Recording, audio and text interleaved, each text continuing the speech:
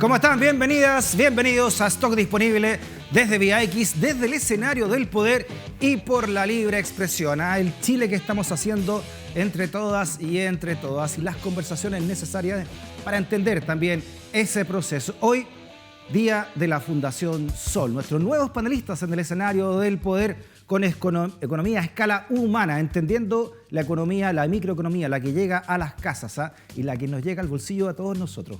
Con Marco Kremerman, uno de sus fundadores y economista de la Fundación Sol. Marco, ¿cómo está? Bienvenido nuevamente a Stock Disponible. Muchas gracias, Freddy. Muy bien estamos. Sí, pues bajando la economía a terreno, ¿no? Explicando esta ciencia política. La oikonomía, la administración del hogar, ¿no? La oikonomía, como lo explicaste la semana pasada, ¿no? El origen de la palabra. Gracias. Y la pregunta que siempre nos hacemos, ¿no? ¿Realmente Chile es tan desigual? ¿Estamos viendo una de las sociedades más desiguales del planeta, también como han indicado algunos índices? ¿Y qué sería la desigualdad en este programa especial, Marco? Así es. Por mucho de que algunos analistas en el último tiempo han tratado de bajar el perfil a los niveles de desigualdad de ingresos y de poder que existen en Chile, diciendo que en los últimos años hay una leve reducción, cuando uno observa los datos más en profundidad y no nos quedamos, por ejemplo, con las encuestas de hogares, como la encuesta CACEN, que es una encuesta útil, necesaria, que la tenemos cada 2 años o 3 años, no se pudo aplicar el año pasado por el efecto de la revuelta social y se está aplicando parcialmente este año, pero la CACEN nos indica qué pasa con los ingresos en términos generales de los hogares. Ya. Pero no se llega a los hogares más ricos, porque no hay encuestas para Luxich, Mate, Ponce Lerú, Piñera, Angelini, no se llega a encuestar a esos hogares. Y por tanto, en la literatura mundial han aparecido los datos vinculados a los registros administrativos. ¿Qué es esto? Principalmente los registros que llegan los servicios de impuestos internos de cada país, lo cual permite chequear efectivamente cuánto impuestos están pagando los contribuyentes y es mucho más preciso para determinar cuánta desigualdad hay en un país. Y cuando uno mira los datos de la CACEN y mira los datos de servicios de impuestos internos, tenemos dos realidades bastante distintas. O sea que el 1% no pague los impuestos que corresponden, no solamente le ayuda en lo económico, sino que también oculta una verdad, que podría ser aún mayor la desigualdad. Porque esos son los datos que llegan, como tú dices, finalmente a los grandes organismos, ¿no? Claro. El pago de impuestos. A través del Servicio de Impuestos Internos podemos ver la situación de los contribuyentes, pero no podemos medir qué pasa con los paraísos fiscales, los paraísos tributarios, donde muchos de los más ricos van triangulando sus dineros, van eludiendo, evadiendo, etc.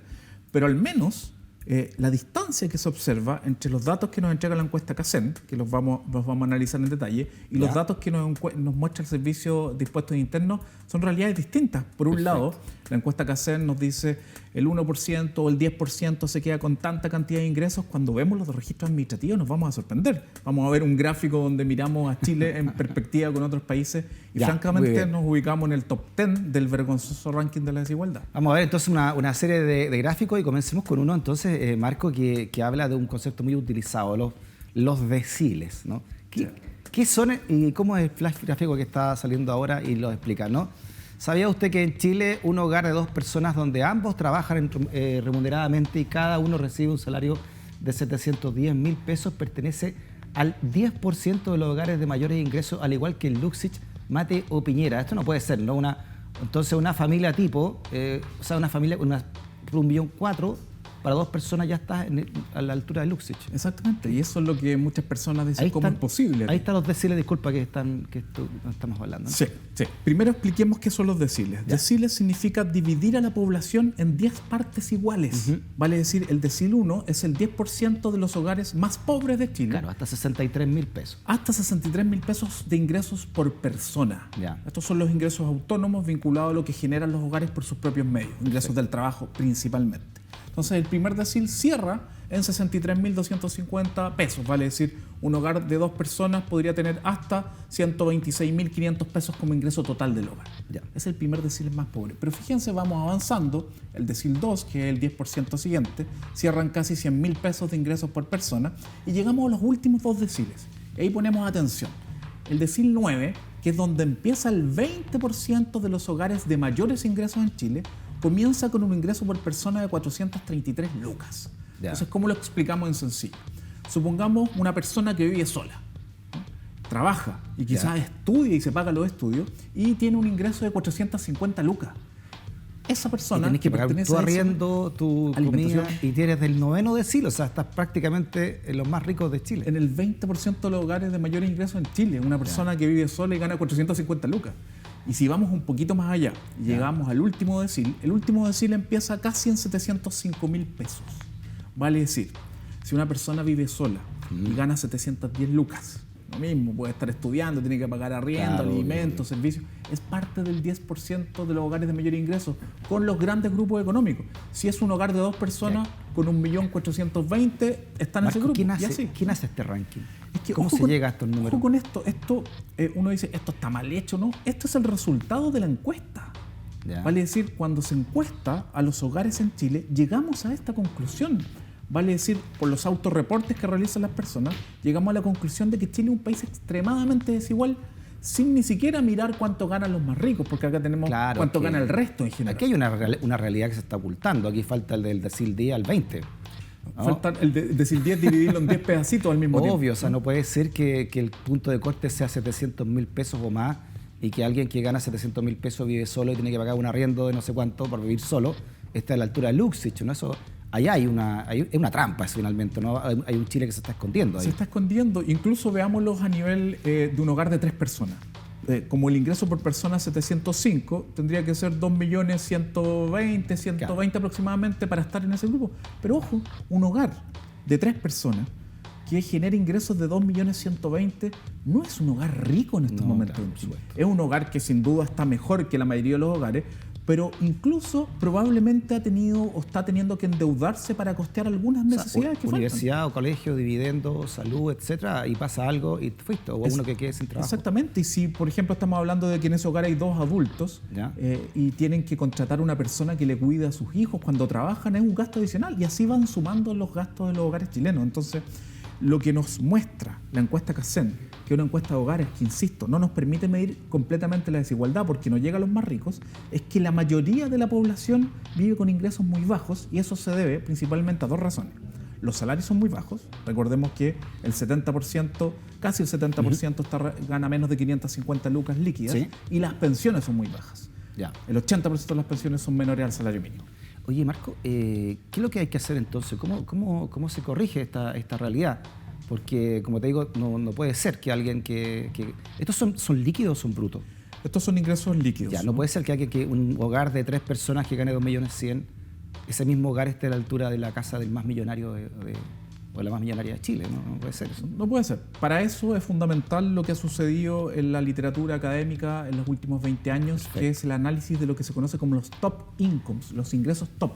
¿Vale? Es decir, para poder retratar cuánta desigualdad hay en un país, y no es por mirar la desigualdad per se, es porque esa desigualdad explica la vulnerabilidad y el endeudamiento de muchos hogares, porque la torta no es ilimitada. Entonces, cuando uno observa justamente cuánto concentra el 1% más rico, el 0,1%, ahí uno ve todo este problema. Es por eso que no se puede presentar un coeficiente de Gini, que es el indicador típico que se usa para medir desigualdad, donde 0 es que todos tienen lo mismo y 1 es que una persona lo tiene todo, porque es un indicador que no es completo. Estos indicadores que han aparecido, que miden al 1%, son los más relevantes. Entonces, por ejemplo, si analizamos cómo está Chile en perspectiva internacional, si vemos el ranking de la desigualdad, ahí hay otra gráfica que podemos ver. Hay un chileno que trabajó con Piketty que me gustaría mostrártelo ahora. Ahí está, mira, dice este señor, dice que en datos de desigualdad Chile se ubica en el podio a nivel mundial de los países más desiguales. Es Ignacio Florio, ¿no? Coordinador para América Latina de la World Inequality Lab, explica que por qué los datos de la CACEN no son suficientes para medir la desigualdad y la concentración de los ingresos. Primero, ¿no? Piketty, una persona muy nombrada también en esto. ¿Cuál es la importancia de Piketty al ver la desigualdad? Y también acá, ¿no? Un palo a la CACEN de cómo se están viendo acá la desigualdad. Claro, ahí justamente aparece lo que conversamos en programas anteriores, que la economía se puede analizar desde múltiples perspectivas. No hay una escuela de pensamiento, hay varias. Investigadores como Piketty, incluso antes de Piketty, Atkinson, Saez, Zuckman, que son los líderes en investigación a nivel de desigualdad en economía, nos han mostrado y han construido esta base de datos a nivel mundial, que agrupa información de 175 países. 175 países. Y cuando uno analiza a Chile en ese ranking de 175 países, aparece un dato vergonzoso, ¿no? Y es que veamos 2 cosas. En primer lugar, si uno mira cuánto concentra el 10% de los hogares de mayores ingresos en Chile, de los ingresos totales que se generan en un año. De todos los ingresos que se generan en un año, ¿cuánto concentra el 10% de mayores ingresos? ¿Ya? Uno observa que Chile está octavo en el ranking de los peores, de los más desiguales. Ya. El 10% concentra el 60,2% de los ingresos. El 10% concentra 60%. Este gráfico apunta a eso, ¿no? ¿Verdad? Así es. Fíjense, ¿quiénes son? ¿En qué ranking? Aquí están los 15 países más desiguales. Ya. Si tomamos cuánto concentra el 10% de mayores ingresos. En primer lugar está Santo Tomé y Oye, Príncipe. perdón, estamos entre Zambia y Guinea-Bissau. Así es. Ah. Entre Zambia y Guinea-Bissau, junto con Namibia, Mozambique, Suazilandia. República Centroafricana. Claro, estamos en general son países, salvo algunos latinoamericanos ahí, son países africanos, ¿no? La mayoría de ellos, por lo menos. Hay dos particularidades. En primer lugar, África y América Latina son los continentes más desiguales del mundo y es por eso que aparecen esos países. En segundo lugar, Chile es extraño en ese ranking. Chile supera por creces en PIB per cápita al resto de los países. La mayoría de los otros países son países pobres o son países de ingresos medios bajos, pero Chile ya tiene ciertos ingresos medios, incluso algunos dicen medios altos. ¿Por qué está en ese ranking? ¿Por qué un país que tiene $15.000 de PIB per cápita y de $25.000 cuando ajustamos a la por altura dólares de comparables? Portugal, de algunas economías. Un poquito más abajo, pero a la altura de Croacia, por ejemplo. Claro, tenemos el mismo de PIB alguna per cápita de Croacia. ¿Por qué estamos en ese ranking, Freddy? Entonces, eso no es azaroso. Eso tiene que ver con el modelo de desarrollo, el modelo de acumulación que se ha implementado en las últimas décadas en Chile y que si lo llevamos a algo más específico, que era lo que decía Ignacio Flores, el investigador que trabaja con Piketty, cuando nos centramos en el 1%, el 1% concentra el 27,8% de los ingresos según esta base de datos mundial. Increíble eso. Según el Banco Mundial es 33%. Entonces, si uno dice el 10% se lleva el 60% y el 1% casi el 30%. Vale decir, por eso es que el 10 es tan heterogéneo. O sea, casi un tercio. Porque un décimo de ese 10 se lleva la mitad de lo que se lleva el 10. Y el décimo la mitad. Por tanto, por eso es que ya ni siquiera nos sirve analizar por deciles, sino que tenemos que analizar prácticamente por percentiles, dividir la población en 100 pedazos iguales para ver dónde se ubica esta desigualdad, que insisto, no es mirar la desigualdad por desigualdad, sino que esa desigualdad hace que otros ganen menos, que otros estén endeudados, que tengan bajas pensiones, porque tiene un efecto relacional. Y la pregunta del millón, entonces, ¿no? ¿Cómo lo hacemos? Para que tú acabas de decir que el 1%, según la cifra del 2019, concentra casi el 30% de la riqueza. ¿Cómo se logra entonces esa distribución? ¿Cómo lo hacen los otros países que llegan a ser más equitativos que Chile teniendo un per cápita similar al nuestro? Principalmente hay 2 o 3 herramientas o conductores para reducir la desigualdad que históricamente son fundamentales. En primer lugar, en el espacio de producción, salarios mínimos vinculados con el costo de vida mínimo de los países. En Chile estamos en el suelo. O sea, salario mínimo es una forma de equilibrar. Es una forma de equilibrar. Segundo lugar, la más importante, un modelo de relaciones laborales democráticamente establecido. ¿Qué es esto? Fomento de la sindicalización. Sindicatos fuertes, como Alemania, por ejemplo. Como en Alemania, como en Uruguay, que estamos al lado. Negociación colectiva por sector económico habilitado, posibilitado. En Chile está prohibida. No pueden todos los trabajadores del comercio juntarse y negociar colectivamente. Bueno, muchas de estas cosas se perdieron en el Tribunal Constitucional, en la última reforma laboral. Algunas parcialmente. Algunas, pero el modelo que tenemos hoy día es el modelo del año 79, que José Piñera implementó con el plan laboral. Tenemos un derecho a huelga reducido a su mínima expresión. Y en tercer lugar, tenemos un problema con nuestro sistema tributario. En muchos países existe gran desigualdad en el mundo del trabajo, pero el sistema tributario compensa esa desigualdad, redistribuye. ¿Por qué? Porque aplica impuestos progresivos a los más ricos y eso permite que la desigualdad antes de impuestos sea muy alta y después de impuestos incluso pueda bajar a la mitad, como sucede en países nórdicos o en otros países de Europa. Irlanda también tomó ese camino también. Han tomado distintos países ese camino. Entonces, esas son herramientas fundamentales porque parece increíble que si el 2019, según esta base de datos a nivel mundial, el 1% concentra el 27,8% de los ingresos y uno va al 2000, casi 20 años atrás, y ve cuánto concentraba el 1%, 26,5%. Perfecto. Y 19 años después, 27,8%. Por tanto, todos aquellos estudios u opiniones que nos dicen la desigualdad ha bajado gracias a este modelo, a través de estos estudios más precisos, demuestran lo contrario. Ya, o sea, ¿y cómo se le cobra impuesto entonces a las super riquezas chilenas, a estos que concentran el 1%, cuando no sabemos realmente cuánto es lo que tienen, ¿no? No sabemos en su completitud, pero a través de los datos del Servicio de Impuesto Interno sí tenemos una aproximación. Llegar, entonces. Sin duda, sí tenemos una aproximación. El problema en nuestro sistema tributario al menos son 3. En primer lugar, recaudamos muy poco y hace mucho tiempo.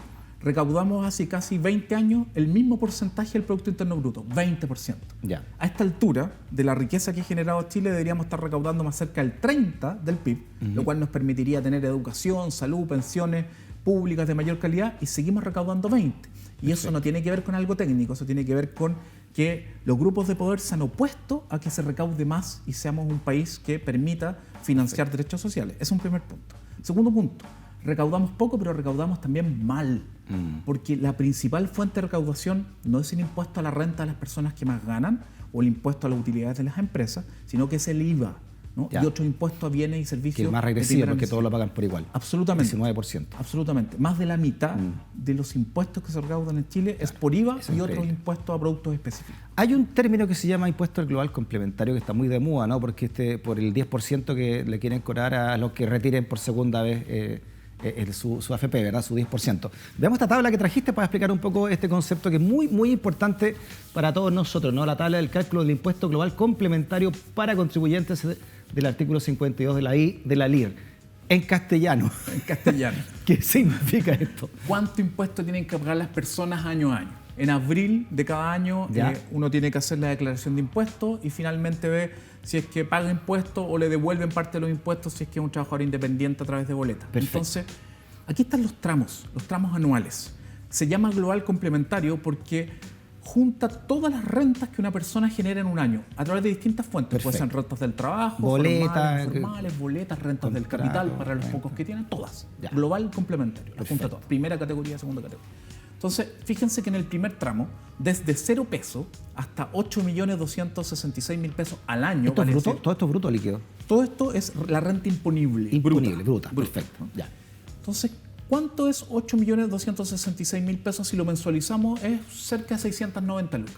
Vale decir, todas las personas que en promedio al mes ganan 690 lucas o menos no pagan impuestos en Chile.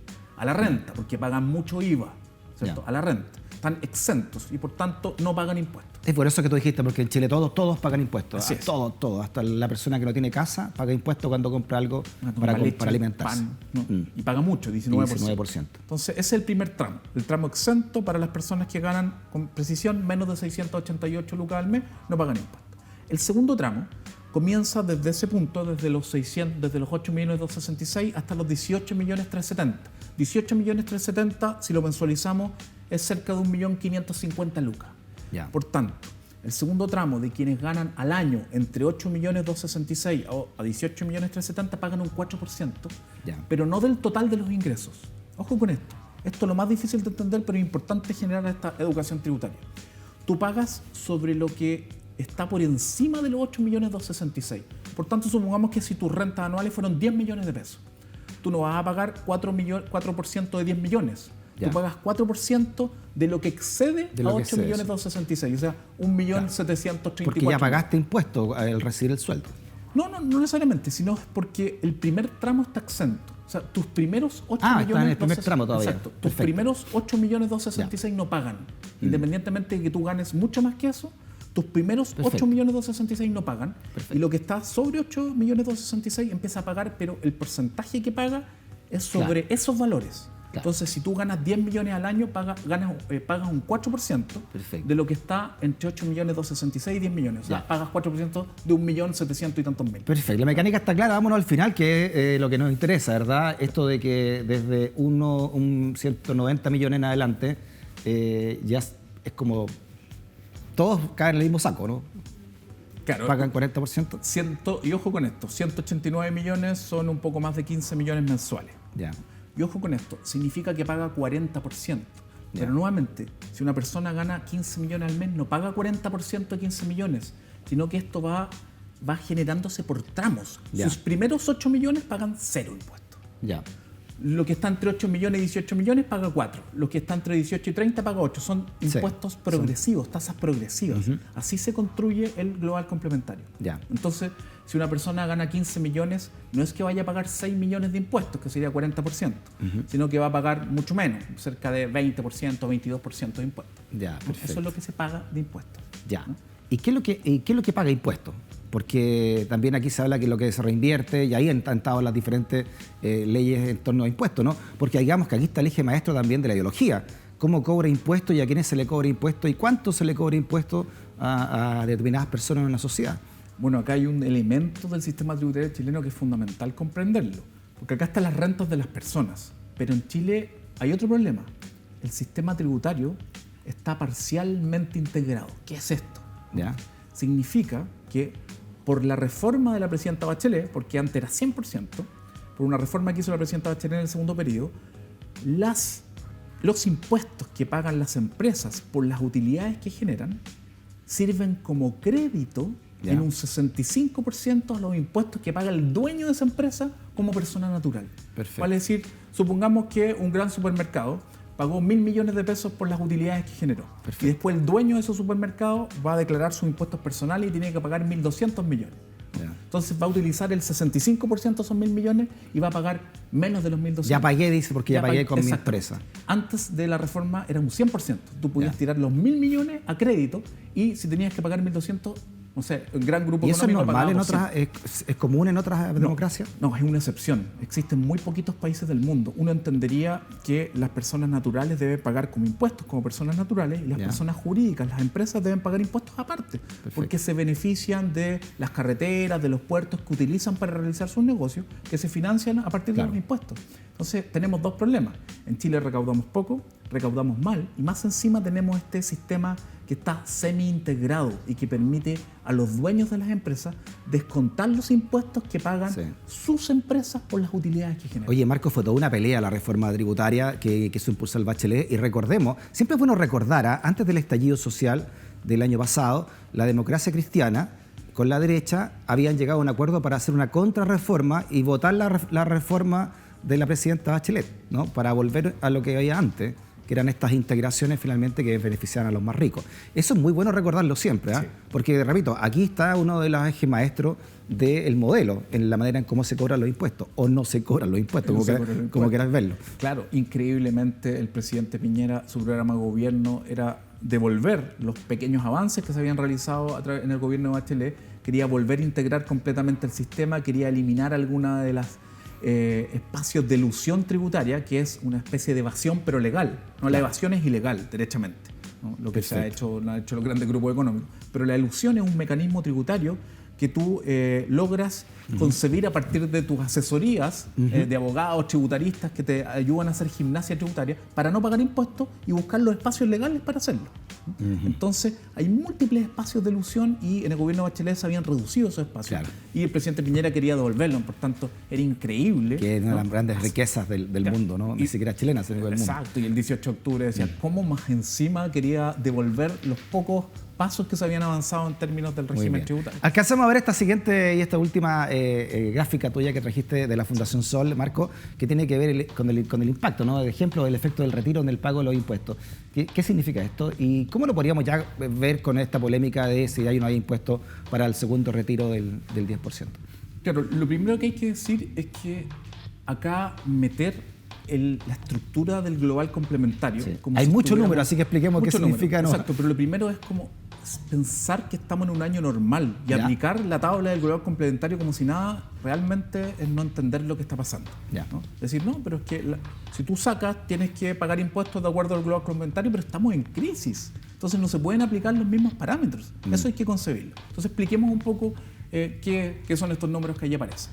Habíamos explicado que, por ejemplo, una persona que generaba 700 lucas mensuales, si es que lo multiplicamos por 12, significa que en el año generó 8.400.000 pesos. Esas serían sus rentas. Recordemos que el primer tramo... Y que si vive solo hasta la altura de Luxich... Exacto, en el 10% de mayor ingreso, ¿no? Está muy bien.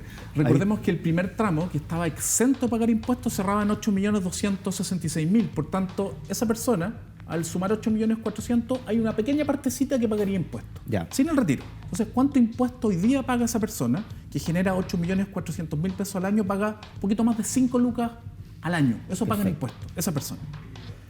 Si es que retirara 1 millón, ¿no? Su renta ya no sería 8.400.000 en el año, sería 9.400.000. A los 8.400.000 le agregamos 1 millón. Y con 9.400.000 el impuesto que tendría que pagar en el año serían 45.000 pesos y fracción. Por tanto, aumenta 40.000 pesos el impuesto que tendría que pagar por retirar 1 millón. Pero la pregunta es la siguiente. Esa persona que gana 700 lucas al mes, que probablemente vive en un hogar que tiene complicaciones, que tiene que ayudar a otras personas, estamos en crisis, la vamos a hacer pagar 40.000 pesos más en impuestos porque retiró 1 millón y se pasó el siguiente tramo del global complementario, cuando su realidad probablemente es muy precaria. ¿Tiene sentido aplicar el impuesto como si nada y estamos en crisis? Eso no tiene sentido. Y fíjense el efecto si es que esa persona tuviera un fondo un poquito mayor en la AFP y retirara 2 millones. Si vemos el cuadro y vemos los 2 millones, el efecto del retiro es de prácticamente 80.000 pesos. Ahí está, ¿no? Claro. Entonces, hoy día pago 5.322 pesos y si retirara 2 millones pagaría 85 lucas en impuestos. 80.000 pesos más de impuestos. Si retira 3 millones pagaría 120.000 pesos más de impuestos. Y si retira los 4.300.000, que sería el máximo, pagaría 172.000 pesos más de impuestos, ganando 700 lucas al mes. Sí, no, claro. Sí, no, y como tú dices, en este contexto social no se entiende tampoco, ¿no? Lo que esto está ocurriendo. Y además, deja ponerte un contexto político que no es menor. Se le acaban de perdonar 1.400 millones de pesos de impuestos al Grupo Penta para que pagara a los abogados con los cuales se defendió por defraudar al fisco. Así es. Entre otras cosas. Entonces, y tampoco se quiere aprobar un impuesto puntual a los súper ricos en pandemia, que también podrían venir de la mano entonces, ¿no? Si la clase media paga, bueno, pues los súper ricos también ayuden en esto, si es por ayudar, ¿no? Es lo mínimo ser consistente en la discusión. Aquí estamos en una crisis y por tanto no podemos aplicar impuestos como si estuviéramos en un año normal, punto uno. Y segundo, ¿qué le decimos a aquel que gana a lo mejor más, 2 millones, pero es una persona que tiene trabajo y no está en teoría bien? A lo mejor tiene que ayudar a su papá, a su mamá, a su hermano que perdió la pega y le decimos que tiene que pagar impuestos por el retiro. Mientras tanto a Ponce Lerú, que generó 128 millones de dólares en utilidades fraudulentas por el caso Cascada, le iban a hacer pagar 60 millones de dólares por la multa y se la rebajaron a menos de 3 millones de dólares. Impresionante. Es inconsistente. Economía a escala humana con la Fundación Sole y con el economista Marco Kremerman. Marco, muchas gracias por haber venido. Hasta la próxima semana con las clases de economía a escala humana. Ahí nos vemos la próxima semana. Chao, que estés bien. Hacemos una pausa, seguimos acá desde el escenario del poder, desde Stock Disponible, desde Vía X y por la libre expresión. No te vayas de la sintonía.